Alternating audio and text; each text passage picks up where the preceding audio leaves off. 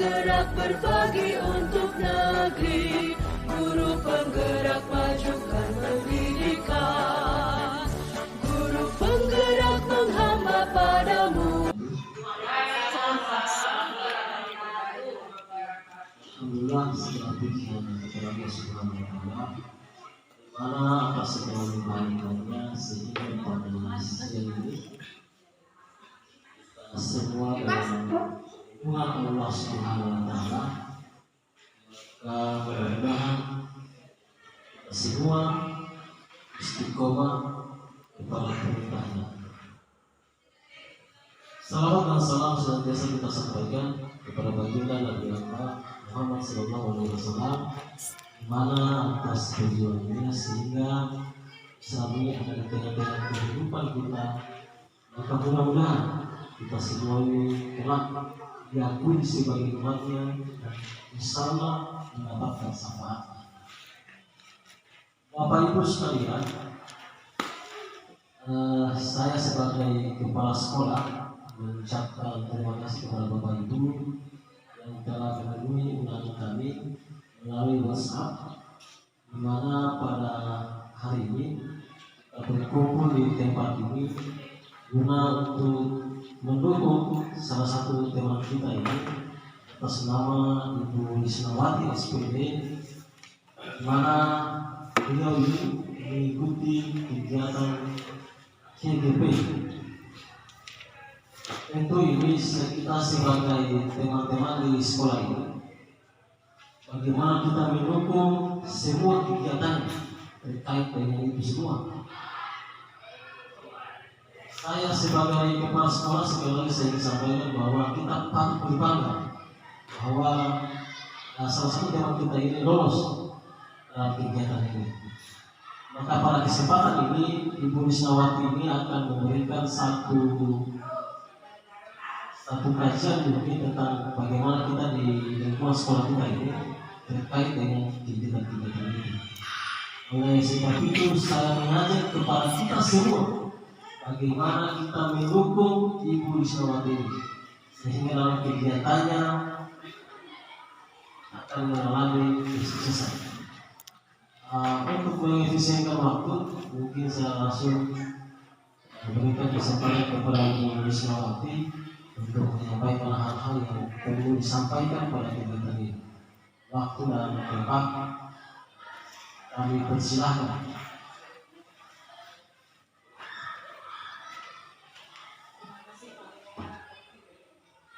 Assalamualaikum warahmatullahi wabarakatuh. Waalaikumsalam warahmatullahi wabarakatuh. Bismillahirrahmanirrahim. Alhamdulillahirabbil alamin. Asyhadu an la ilaha illallah wahdahu la syarikalah wa asyhadu anna Muhammadan abduhu wa rasuluh. Allahumma shalli wa sallim wa barik ala sayyidina Muhammadin abdika wa rasulika nabiyil ummi wa ala alihi wa sahbihi ajma'in. Amma ba'du. Rabbi shrah li sadri wa yassir li amri wahlul 'uqdatam min lisani yafqahu qawli. Yang terhormat Bapak Kepala PTD SMP Desa Kota Bangka, dan yang saya hormati Bapak Ibu guru hebat SMP Negeri Kota Bangka. Salam dan bahagia Bapak Ibu guru. Jadi langsung saja untuk mempersingkat waktu. Di sini saya berdiri di depan ini bukan berarti saya merasa lebih hebat dari Bapak Ibu. Saya berdiri di sini karena tuntutan menjadi calon guru penggerak untuk mengimplementasikan apa yang telah saya pelajari di program guru penggerak ini. Jadi terima kasih kepada Bapak Kepala Sekolah yang telah memberikan dukungan kepada saya. Tak lupa kepada Bapak Ibu guru yang telah memberikan dukungan pula sampai pada detik ini, dan kehadirannya dalam gedung ini untuk bersama-sama saya membagi atau berbagi tentang apa yang saya peroleh dalam guru penggerak ini, tentang budaya positif dan penerapannya dalam lingkungan sekolah kita di kelas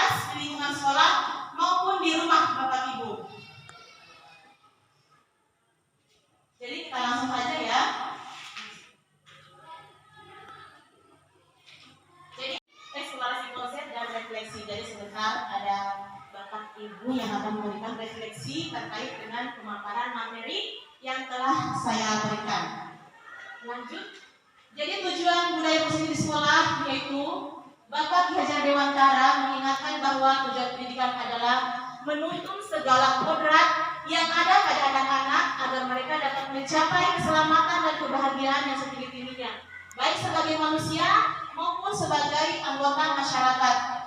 Tujuan membangun budaya positif di lingkungan sekolah adalah menumbuhkan karakter. Adapun karakter yang diharapkan menjadi manusia dan anggota masyarakat untuk mencapai keselamatan dan kebahagiaan seperti tujuan pendidikan nasional kita adalah seperti yang tercantum dalam profil pelajar Pancasila, yakni beriman dan bertakwa kepada Tuhan Yang Maha Esa, mandiri, kreatif, gotong royong, berkebinekaan global, bernalar kritis.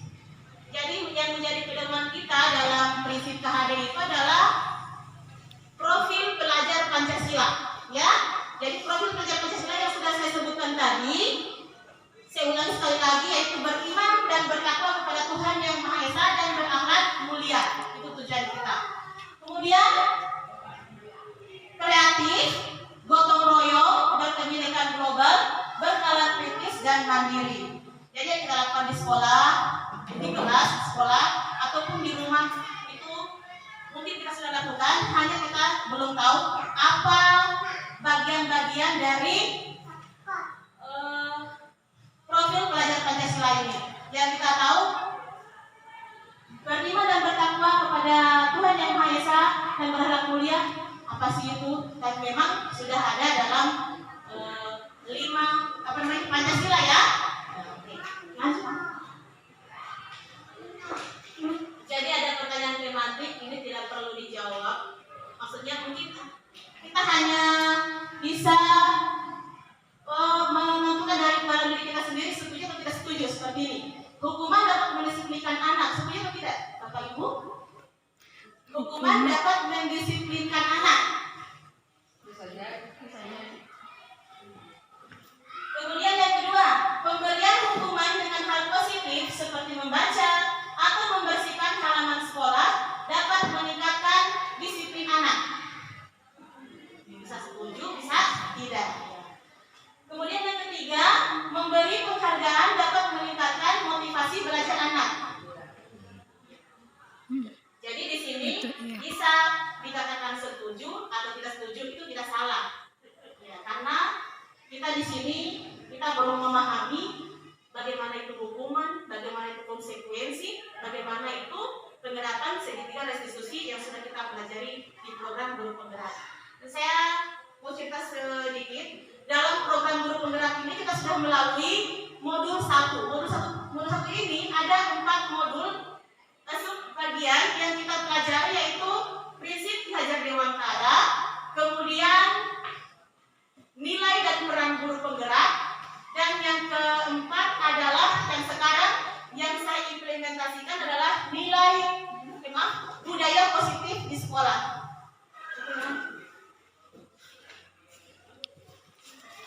Ya, jadi ini topik-topik dalam eksplorasi konsep dalam budaya positif, yaitu disiplin positif dan nilai-nilai kebajikan universal, kemudian teori motivasi, hukuman dan penghargaan, dan restitusi, dan ketiga keyakinan kelas, 4 kebutuhan dasar manusia dan dunia berkualitas, kelima restitusi, 5 posisi kontrol, kemudian yang keenam yaitu segitiga restitusi.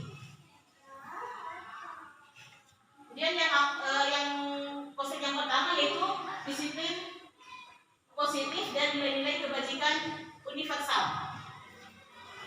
Nah, sekarang kita lanjut ke perubahan paradigma kegiatan kepalan tangan. Jadi di sini saya minta kepada Bapak Ibu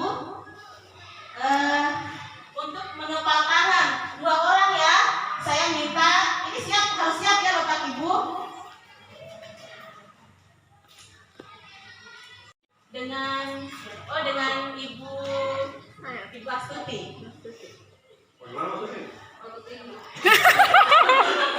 Astagfirullahaladzim. So pegang kamera ngakak. Ada A dan B.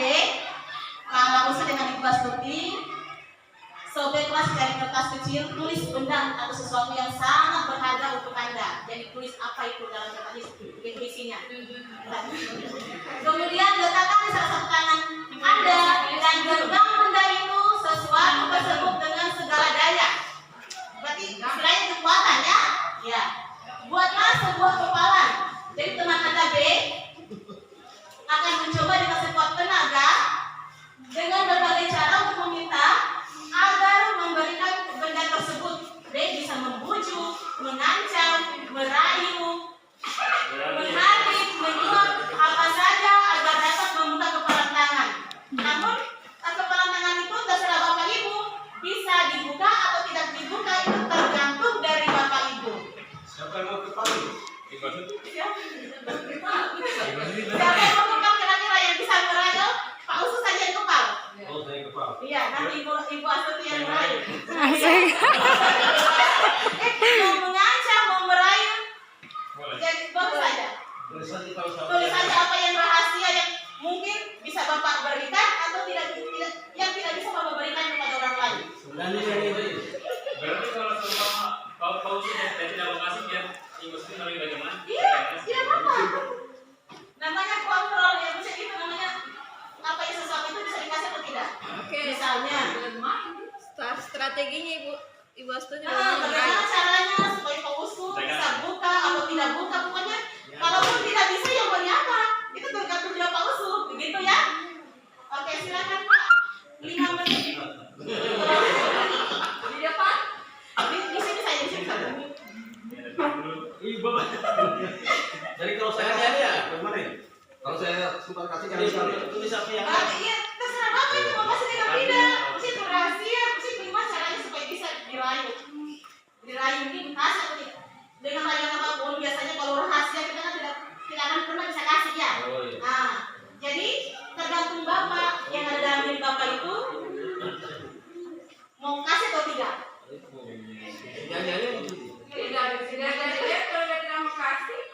Iya, tergantung Pak Usus. Kemudian kita lihat sebenarnya apa yang terjadi.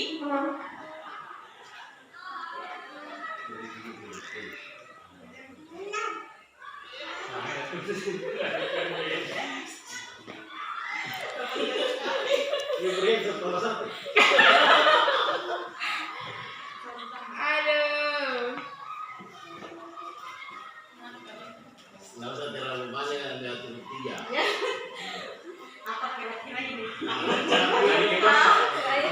Sangat sayang padamu. Apa kira-kira apakah cincin emas yang ada dalam? Bukan itu kepala saya tadi mau yang. Iya, dulu Bapak. Iya. Saya juga mau tulis yang tapi nggak usah. Ya, silakan Pak. Oke, dimulai cara. Dari semua pakai ini. Di kepala Pak. Di kepala sekuat tenaga. Bagaimana caranya? Apakah bisa kita dirayu? Bisakah dengan rayuan? Apakah kita bisa berikan itu? Gimana kalau itu lah?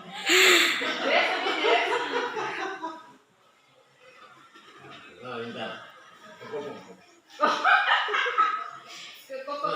Sampai kau begini. Iya. Saya buka itu. Ya silakan berdua Pak, berdua. Dikasih berdua. Silakan. Bagaimana caranya kita mau? Bagaimana caranya supaya itu Ibu dapat atau mungkin biarpun Anda rayu, Bapak Ibu rayu, tapi kalau Bapak Usus tidak memberikan ya apa boleh buat? Minta.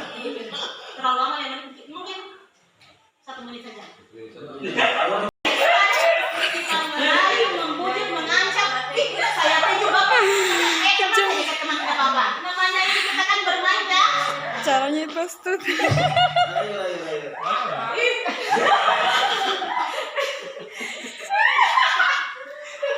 Ibu kami minta dia tertawa ini.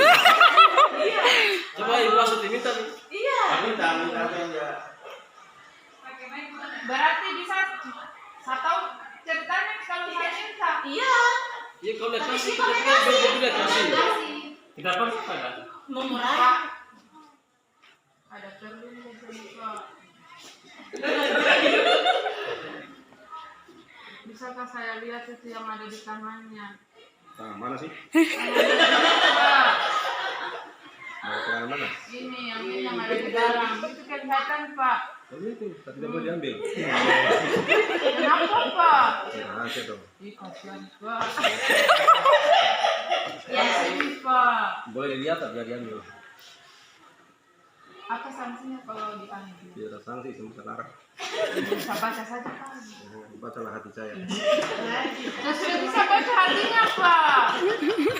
Kasihan Pak. ya. Bapak ini Mungkin bisa kalau tanpa rayuan mungkin tidak bisa Bapak. Ancam. Hardikan, ancaman. Ya silakan. Yang kalau tidak kasih kita putuskan dulu. Misalnya kayak orang pacar. Iya, tidak masalah. Begitu memang Kalau saya dapat sendiri tapi tidak diambil. Belum masalah. Apa itu? Sudah masuk di kepala saya. Nanti saya ajak sebentar malam Pak. Tidak apa ini? Jangan malam terlalu malam-malam. Siang paling sore-sore. Maksa bilang. Supaya tidak ditahu dengan istrinya Bapak. Ayo nih Pak, saya terakhir Pak. Kasihan Pak. Tinggal nyerahin lah. Aduh, tergantung tulisan sudah langsung bisa diambil dan dilihat tulisnya apa nih. Ini jadi bagaimana nih kasihan Pak? Saya bacakan saja. Ini Tulisannya saya harus ambil saya Pak. Diambil ya. Ini saya harus ambil. Boleh diambil karena itu adalah milik saya dan itu merupakan rahasia buat saya. Jadi betul ini Pak tidak dikasih. Iya betul sekali. Bisa memang bisa ada ketahuan. Bisa. Cukup. Cukup. Bapak Ibu. Ternyata Pak Ibu tidak akan memberikan isi dalam kepala tangan Pak Bacaannya nanti berani kecil ini. Jangan khawatir, jangan sampai dia baca kecewa sendiri. Tulisan saya ini agak ganas ini. Cinta orang tuamu melebihi di atas cinta suami. Itu penting. Bisa kan? Iya.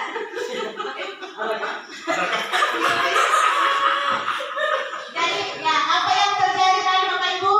Itu teman-teman guru ada yang bisa berikan kesimpulan dari apa yang terjadi tadi? Kegiatan kepala tangan tadi Bapak Ibu yang tadi kan sudah ada apa namanya ya modelnya ya. Sekarang siapa yang bisa berikan tanggapan untuk kepala sekolah? Silakan Pak. Iya, tanggapan saya tadi memang setelah kita menyaksikan bahwa Bapak Lau itu tidak bisa memberikan isi di kepala tangannya, itu menunjukkan bahwa beliau punya prinsip yang kuat, sehingga siapapun yang ingin melihatnya tidak bisa. Kemudian tadi yang Ibu Astuti yang kemudian berusaha untuk meyakinkan Pak Usul untuk dibuka isi genggamannya, itu namanya diyakinkan. Sehingga kemudian kesimpulannya bahwa Ibu Astuti yang ingin mencoba melihat di genggamannya beliau tadi tidak mampu, sedangkan Pak Usul dalam prinsipnya juga digombal bagaimanapun, diyakini bagaimanapun, diajar bagaimanapun, tetap tidak mau digombal kepala tangan. Cukup itu tanggapan saya. Yang lain yang bisa memberikan tanggapan saja ya. Oke, terima kasih. Tepuk tangan untuk Bapak Kepala Sekolah kita. Untuk semua ya. Kalau bisa memberikan tanggapan kalau yang cepat. Atau yang bertanya atau yang tidak. Bisa Pak, silakan Pak. Iya, Bapak. Iya, Pak. Alhamdulillah kesempatan diberikan kepada saya ini terkait dengan karakter seseorang. Kalau sifatnya rahasia, jangan diberikan kepada siswa. Kemudian jangan mudah terpengaruh dengan samping kita. Tapi kita ingat godaan itu betul-betul. Iya betul Iya, Pak. betul Pak. Betul. Walaupun Terima kasih Pak, ilmu yang sangat bermanfaat bagi kami, apalagi saya sebagai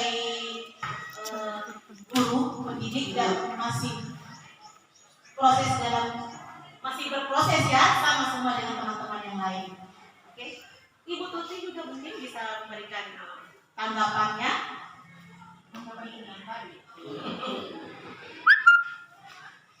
Bagaimana kira-kira dengan kita dengan kita meraih ternyata tidak bisa kita lakukan, ibu dapatkan hal itu. Yang salut sama. Iya. Setelah saya melihat kejadian tadi bahwa walaupun kita diancam, walaupun kita merayu, kita memberikan harapan apa kalau yang bersangkutan tidak ada niat untuk memberikan barang itu atau mengeluarkan kata-kata itu, hal apapun tidak bisa. Jadi saya salut kepada Pak Guru sekaligus orang tua kita atau kakak memberikan gambaran seperti itu bahwa segala sesuatu walaupun dirayu, dibujuk, diapa, kita harus pertahankan, kita harus pegang prinsip, utamanya adalah prinsip. Oke, itu saja mungkin yang saya berikan kepada teman-teman. Jadi kuncinya adalah kita harus berprinsip ya. Assalamualaikum warahmatullahi wabarakatuh. Waalaikumsalam warahmatullahi wabarakatuh. Selalu tulisannya polisi. Cintai Orang tua melebihi. Iya. Benar. Oke, baik, kita lanjut ke materi berikutnya. Perubahan paradigma teori kontrol atau teori pilihan atau ilusi kontrol. Jadi yang tadi kepalan tangan itu adalah mengenai paradigma teori kontrol atau teori pilihan.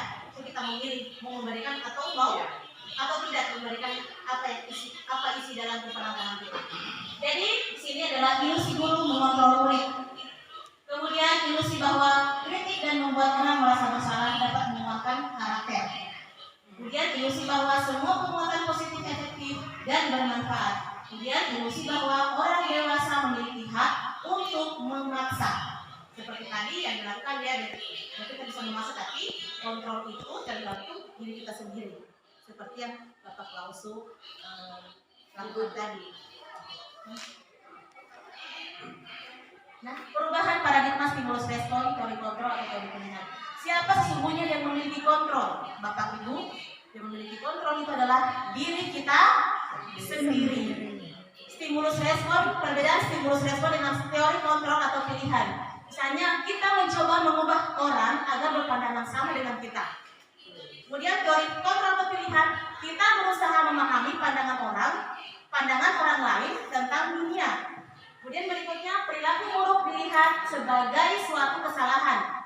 Kemudian untuk teori kontrolnya, semua perilaku memiliki tujuan. Ya, seperti yang kita lakukan tadi ya, tujuannya apa? Kemudian orang lain bisa mengontrol saya. Itu hanya stimulus respon. Ternyata untuk teori kontrol atau pilihan, hanya Anda yang bisa mengontrol diri Anda. Kemudian saya bisa mengontrol orang lain. Anda tidak bisa mengontrol orang lain.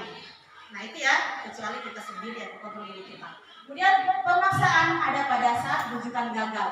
Betul ya. Kemudian kolaborasi dan konsensus menciptakan pilihan-pilihan baru. Model berpikir menang atau kalah, kemudian model berpikir menang-menang. Karena kita yang menentukan pilihan atau kontrol. Disiplin. Belajar kontrol diri dapat menggali potensi kita agar tercapai tujuan mulia, yaitu sesuatu menjadi seseorang yang kita inginkan berdasarkan nilai-nilai yang kita hargai. Nilai-nilai yang mana? Jadi nilai-nilai yang sudah kita terapkan berdasarkan profil pelajar Pancasila. Kemudian semua perilaku itu memiliki tujuan. Ada teori motivasi. Kemudian teori motivasi, ada motivasi dari luar, ada motivasi dari dalam. Kemudian ada juga posisi kontrol. Posisi kontrol di sini ada penghukum, pembuat rasa bersalah, kemudian teman, pemantau, dan manajer. Nanti kita pilih yang mana, Bapak Ibu, dan sebentar kita akan dilihat dua posisi kontrol yang kita miliki untuk mengontrol siswa yang mana kira-kira, mau penghubung, pembuat rasa bersalah, teman, pemantau, ataukah sebagai manajer. Kemudian ada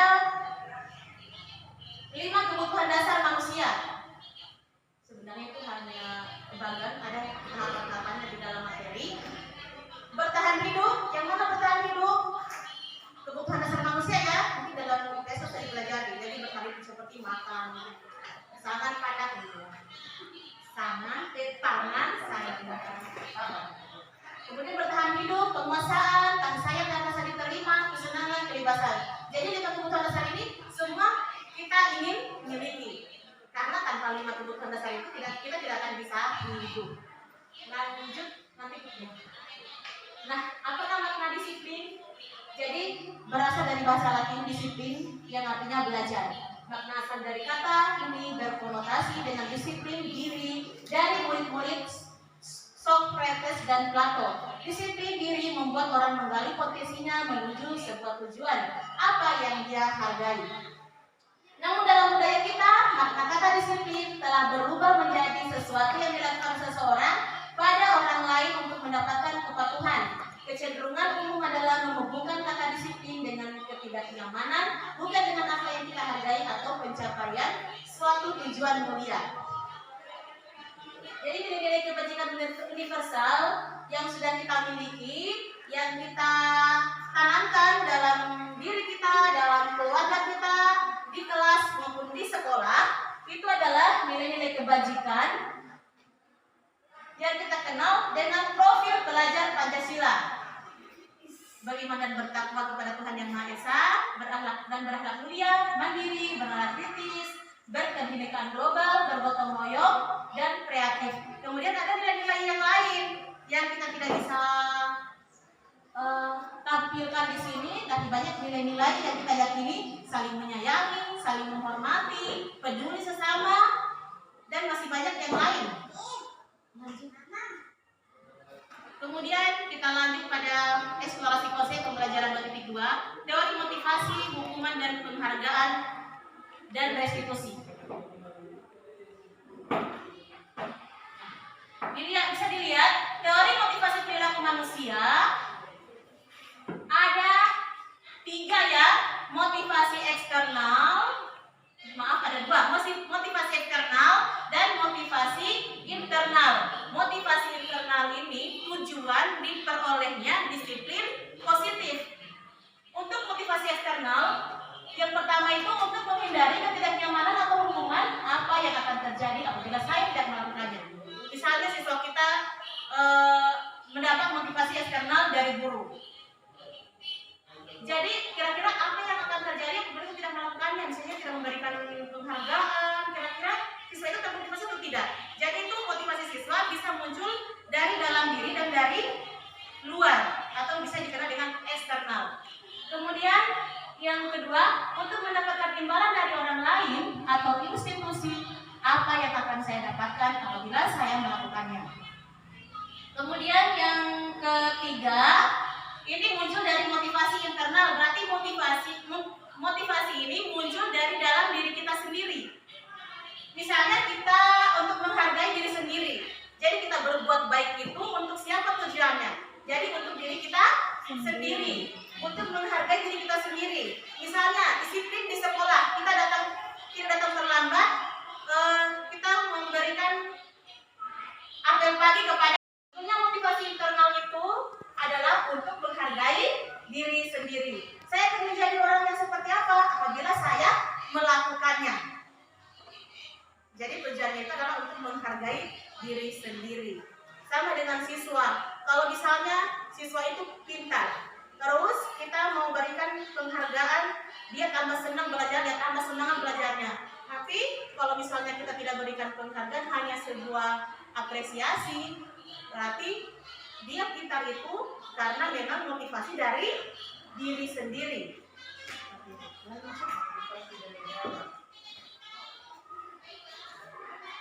Nah, menurut Gajah Dewantara, merdeka itu artinya tidak hanya terlepas dari perintah, akan tetapi juga cakap buat pemerintah diri sendiri. Kita tidak perlu paksa diri orang lain untuk berbuat baik, tapi kita harus mulai dari diri kita sendiri dulu, Bapak Ibu. Ya. Jadi saya di sini bukan untuk menggurui, tapi memang itulah yang kita dapatkan di program guru penggerak, bahwa kita berbuat sesuatu itu memang mulai dari diri kita sendiri, supaya mungkin awal-awal kita bisa berbuat baik, tidak ada yang peduli, tapi insya Allah apapun yang kita lakukan, teman kita atau siswa kita bisa lihat, ini bu guru begini, mereka akan ikuti asal itu bernilai baik atau positif. Nah, ini dihukum oleh penghargaan, bahwa penghargaan berlaku sama dengan hukuman. Jadi di sini penghargaan itu berlaku sama dengan hukuman, dalam arti meminta atau membujuk seseorang melakukan sesuatu untuk memenuhi suatu tujuan tertentu dari orang yang meminta atau membujuk. Dorongannya eksternal dan akan ada faktor ketergantungan. Jadi penghargaan yang diberikan oleh siswa atau oleh siapapun itu akan menimbulkan suatu ketergantungan. Jadi siswa itu misalnya berharap saya akan belajar terus supaya saya dapat penghargaan, berarti belajar itu karena suatu penghargaan. Jadi bagaimana caranya supaya kita munculkan dalam diri siswa itu, dalam diri kita sendiri, di keluarga kita, supaya muncul motivasi internal bukan eksternal. Dorongan eksternal akan ada faktor ketergantungan. Beberapa dampak dari pemberian penghargaan. Nah, ada dampak pemberian penghargaan ya. Di sini ada pengaruh jangka pendek dan jangka panjang. Penghargaan itu menghukum, penghargaan mengurangi ketepatan, penghargaan tidak efektif, dan penghargaan merusak hubungan. Salah satunya misalnya penghargaan merusak hubungan. Yang ini dikasih penghargaan karena pintar. Jadi yang tidak pintar itu, mohon maaf, akan merasa terkucilkan. Seperti itu ya. Nah, jadi penghargaan itu bisa saja, tapi jangan keterusan. Seperti itu. Oke, lanjut. Dihukum oleh penghargaan, masih ada lagi. Penghargaan menurunkan kualitas, penghargaan mematikan kreativitas, penghargaan mengurangi motivasi intrinsik. Ya. Bentuk program kebajikan. Nah, ini yang lebih bagus adalah sebuah bentuk program kebajikan atau apresiasi. Nah, pasti kita sudah sering melakukan sebuah apresiasi. Tepuk tangan, terima kasih sudah menyelesaikan tugas, sudah lebih maju dari sebelum-sebelumnya, itu sebuah apresiasi. Nah, dalam memberikan apresiasi atau pengakuan perlu diingat beberapa hal. Beri pengakuan secara khusus, beri pengakuan secara pribadi, beri pengakuan kepada semua murid atau bergantian, kemudian beri pengakuan secara konsisten, dan berikutnya adalah fokus pada proses. Misalnya kita lihat hasilnya, kamu juara 1, apa yang telah kamu lakukan sehingga kamu dapat juara 1, nah seperti itu. Belajar atau segala macam. Jadi kita fokusnya ke proses. Kita beri pengakuan secara khusus, kemudian pribadi, semua murid atau bergantian. Kemudian jangan kita terpilih hanya pada satu murid, supaya yang lain merasa tidak terkucilkan. Jadi karena kita sebagai pendidik itu harus tidak boleh kita memilih-milih siswa, dia seperti ini, dia seperti ini. Lanjut. Nah, contoh pengakuan atau apresiasi kebajikan, di sini ada pembuka, nilai kepeduliannya guru terhadap siswa seperti apa.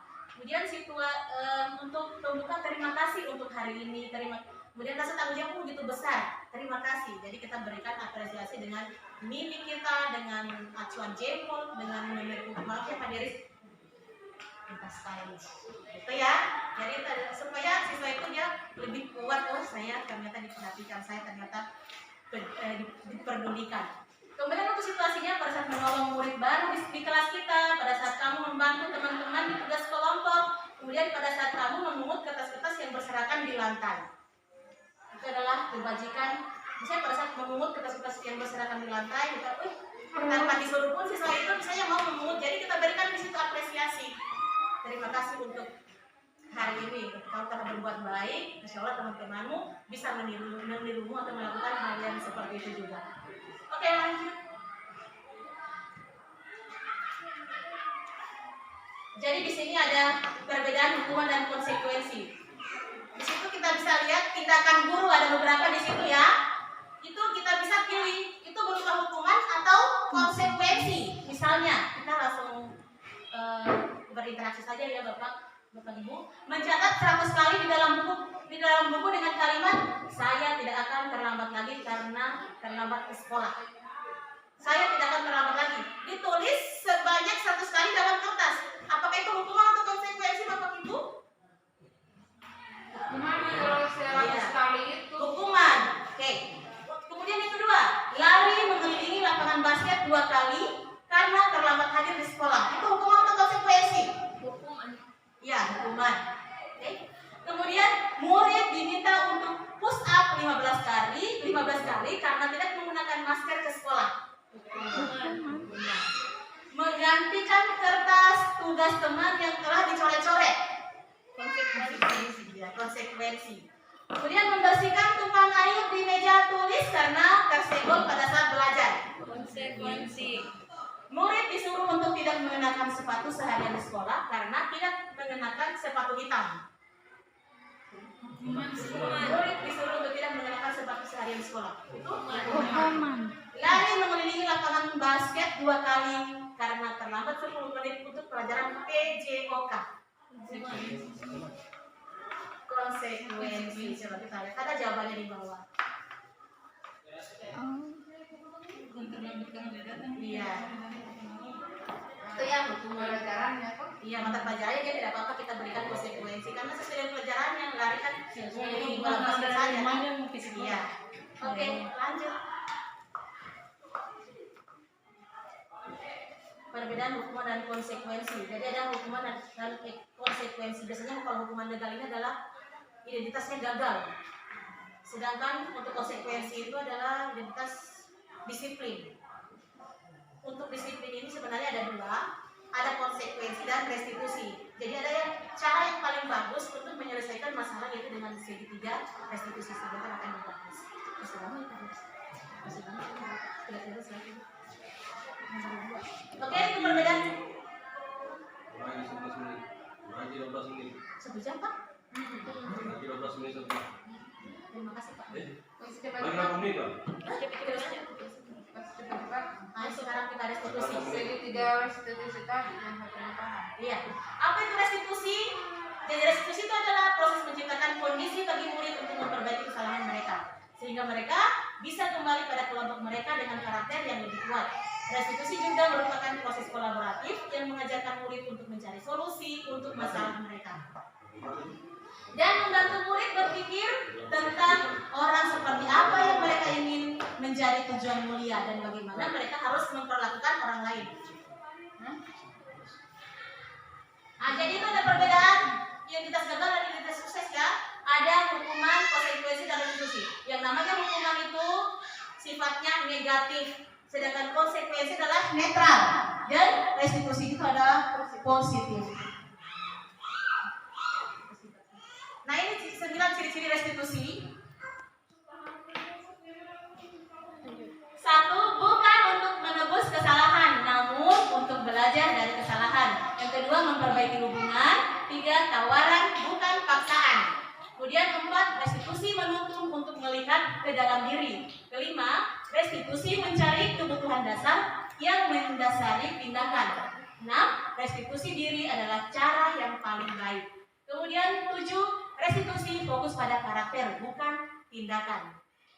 Ke-8, restitusi fokus pada solusi bukan hukuman. Kemudian yang ke-9, restitusi mengembalikan murid yang berbuat salah pada kelompoknya.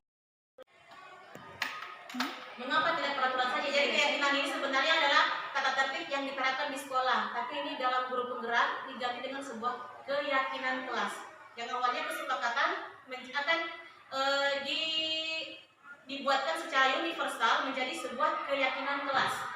Mengapa kita perlu peraturan harus menggunakan helm bila mengendarai kendaraan roda 2? Kalau di kota-kota besar sana takut karena ada polantas, nanti ditilang. Tapi ternyata PLN itu mempunyai tujuan. Supaya apa? Melindungi kita dari bahaya. Seperti kita tidak tahu ada kecelakaan segala macam. Itu tujuannya untuk menggunakan helm. Jadi jangan takut karena ditilang ya. Mengapa kita memiliki peraturan 3M? Menggunakan masker, mencuci tangan, dan menjaga jarak 1,5. Oke. Tujuannya apa? Kemudian mengapa kita memiliki peraturan harus datang tepat waktu pada saat mengikuti pelatihan? Itu menerapkan disiplin positif. Nah, untuk akan di lingkungan itu ada lingkaran. Di lingkungan budaya positif itu akan terjadi kebiasaan-kebiasaan positif ketika kita melakukan atau memenuhi peraturan kelas, kemudian membuat suatu keyakinan kelas dalam kelompok kecil, dalam kelompok di atas peraturan kelas. Kemudian setelah kita terapkan ke peraturan kelas, ke keyakinan kelas, akan menjadi lingkungan yang positif dan akan menjadi budaya positif atau kebiasaan-kebiasaan positif di lingkungan, di kelas, di sekolah, ataupun di keluarga kita. Nah, ini perbedaan keyakinan kelas dan dengan kesepakatan kelas. Salah tulis yang sana ya, harusnya kesepakatan. Harusnya keyakinan kelas.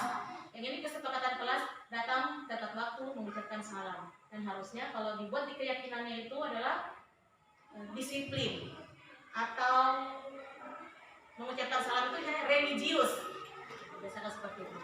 Kemudian kalau keyakinan kelas adalah saling menyayangi, saling menghormati,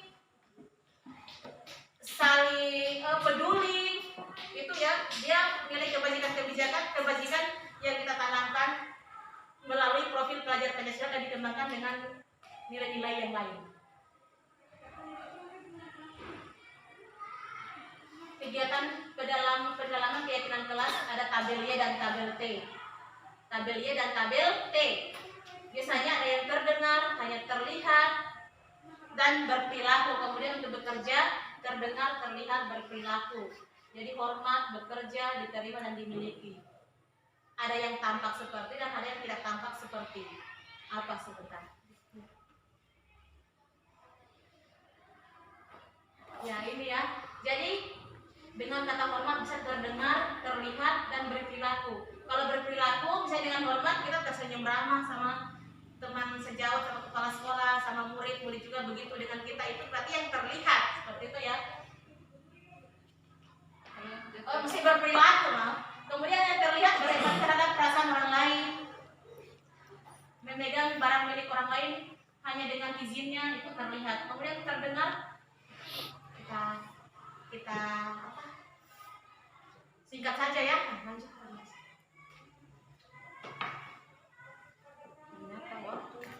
Nah ini ada peraturan, jadi kita buat keyakinan kelas. Selalu kembalikan buku ke tempatnya. Itu nilai kebajikan apa yang cocok kita buat keyakinan kelas?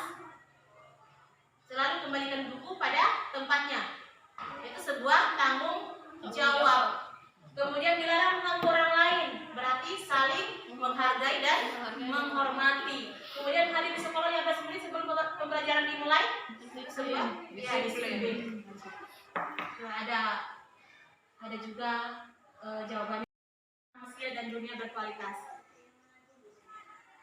Nah, ini kebutuhan dasar manusia, singkat saja. Jadi sudah ada di situ simbol-simbolnya. Bertahan hidup. Dengan bertahan hidup itu semua dikelilingi oleh rasa cinta dan kasih sayang, kesenangan, kebebasan, dan penguasaan. Jadi kita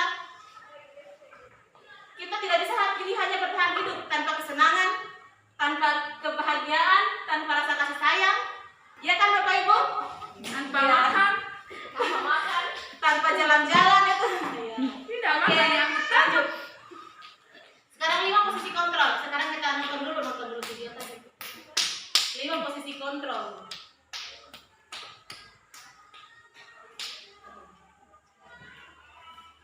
Tidak apa-apa ya Bapak Ibu, kita lebih-lebihkan waktunya dari sebentar ya. Selamat. Selamat. Salam bahagia Ibu dan Bapak Guru hebat. Dalam penerapan disiplin positif konstitusi, Salah satu program yang dikembangkan adalah 5 posisi kontrol. 5 posisi kontrol dalam restitusi adalah proses perjalanan seorang pendidik agar dapat mengenali dirinya. Pada video kali ini, kita akan membahas tentang 5 posisi kontrol yang dikembangkan oleh Dian dosen dan contoh penerapannya.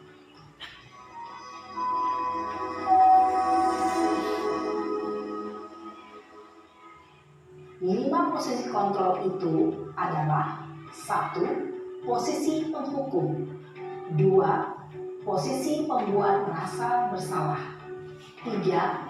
Posisi teman, 4. Posisi pemantau atau monitor, dan 5. Posisi manajer.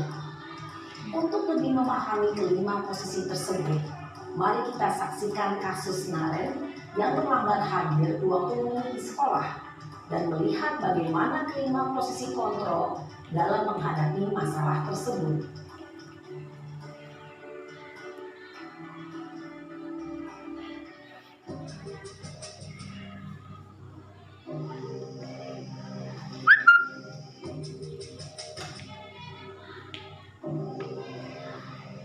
Naren! Sini kamu!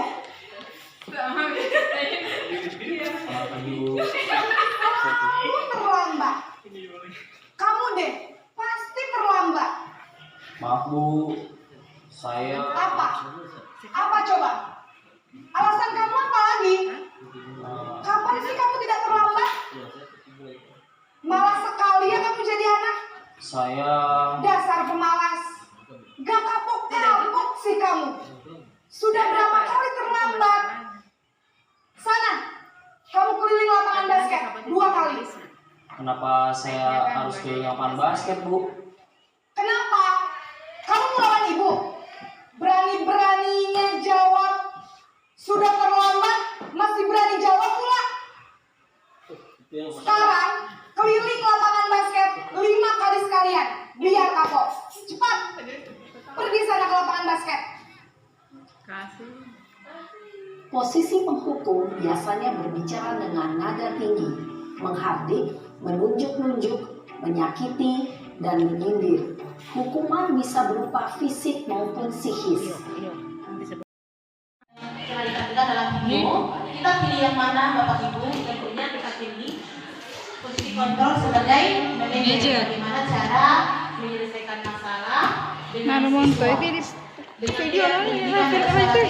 tapi kadang kita ini sebagai manusia biasa ya untuk bertanya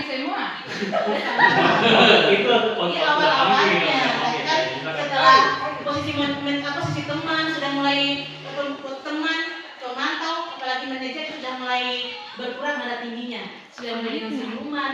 Jadi kita untuk menerapkan 5 posisi kontrol kita akan harus terapkan posisi manajer yaitu dengan menghargai diri kita sendiri. Kemudian kalau gagal itu adalah penghukum dengan membuat orang merasa bersalah. Jadi siswa itu merasa takut, merasa teraniaya.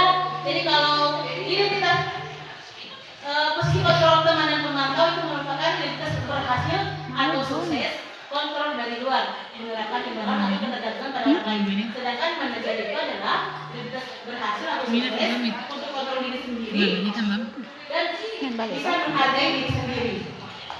Kata-katanya bisa dilihat bagaimana tadi video tadi sudah menampilkan yang terbaik dengan cara menyelesaikan masalah dengan sebagai pemimpin yaitu manajer.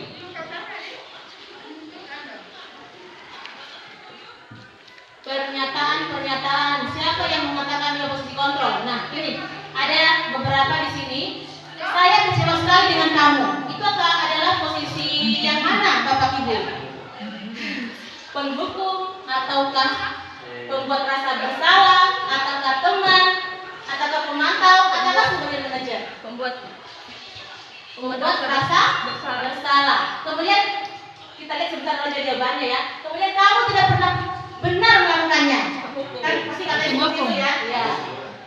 Ayolah, lakukan demi Bapak. Ayolah, lakukan demi Ibu. Jangan terlambat lagi, Mas. Seperti tadi ya yang dilakukan oleh Ibu. Berasa bersalah. Teman, bisa jadi teman atau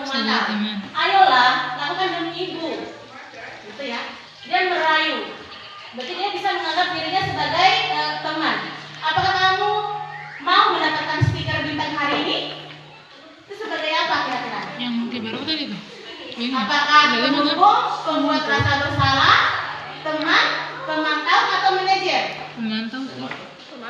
Pemantau ya. Nah ini bagaimana kamu bisa menyelesaikan masalah ini? Kita adalah manajer. Dan yang terakhir, kamu selalu yang paling terakhir. Menghukum. Dibina ya. Itu secara tidak langsung itu dibina di dalam kehidupan teman-temannya. Itu membuat menghukum. Bergerak antara aturan, memantau, konsekuensi, perhatian. Kalau paham apa isinya? Memperbaikinya. Lanjut. Nah sekarang kita restitusi yang terakhir ya. Kita sudah pada konsep yang terakhir adalah segitiga restitusi. Segitiga restitusinya ada 3 cara penyelesaian masalah Bapak Ibu. Yang pertama adalah menstabilkan identitas. Kemudian yang kedua adalah validasi tindakan yang salah, dan yang ketiga adalah menanyakan keyakinan kelas.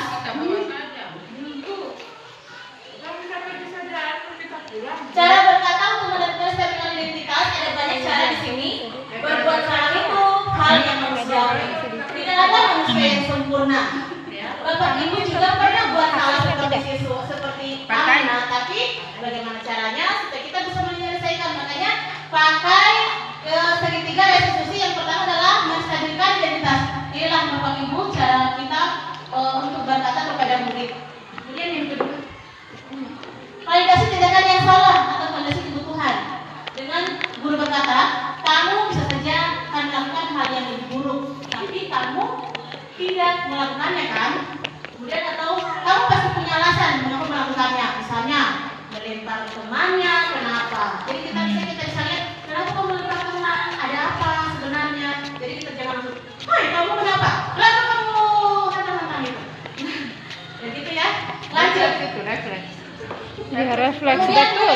dalam kelas. Nah, sebelum segitiga restitusi kita lakukan di dalam kelas, kita harus membuat dulu sebuah keyakinan kelas yang tadi sudah saya paparkan, yaitu dengan menggunakan nilai-nilai kebajikan universal berpedoman pada profil pelajar. Apa nilai yang kita percaya di kelas atau di sekolah kita? Tentunya bersama siswa kita buat, jangan pribadi kita sendiri. Kita bisa buat, kita ambil 1 jam sebelum pelajaran atau misalnya sebelum masuk semester berjalan, kita bisa membuat kesepakatan kelas. Dan apabila dilanggar, kita katakan awal-awalnya kita panggil, tapi kita bisa buat sebuah konsekuensi agar tidak melakukannya lagi. Kita lanjut. Pernah sih begitu, tapi dilanggar terus. Intervensi bisa membuat murid kembali ke tujuan semula. Nah itu ya, kapan kamu bisa untuk memulai? Apakah kamu ingin berbuat lebih baik? Nah tentunya pertanyaan-pertanyaan, banyak sebenarnya pertanyaan-pertanyaan yang membuat murid itu merasa bersalah, bukan merasa bersalah, merasa yakin dengan dirinya sendiri, lebih percaya diri. Jadi kita kuatkan siswa itu.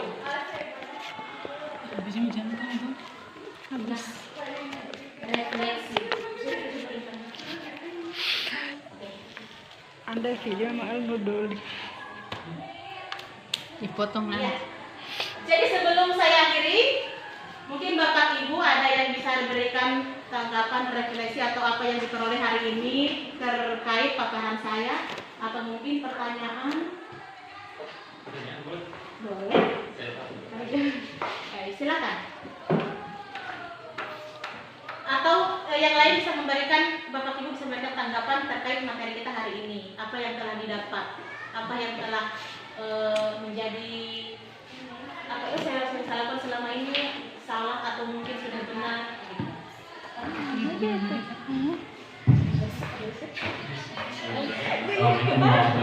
Waalaikumsalam warahmatullahi wabarakatuh. Terima kasih atas kesempatannya mendengar materi yang sangat menarik dari Ibu Ismawati SPD dari posisi remote control bagian ini dia ya. Saya ingin bertanya, ada tidak efek jerah yang akan dirasakan oleh murid apabila dia melakukan suatu kesalahan, kita menerapkan posisi kontrol ini ya, efek jerah apa yang akan didapatkan? Jadi kan kalau kita menghukum, saya mungkin menghukum atau kadang juga jadi memakai, jadi menghukum dengan tujuan supaya Begitu bisa mengadakan kira-kira di negeri ini, tetapi di mana itu jarak keterdekian? Terima kasih Pak Denis atas pertanyaannya, sangat menarik bagi saya.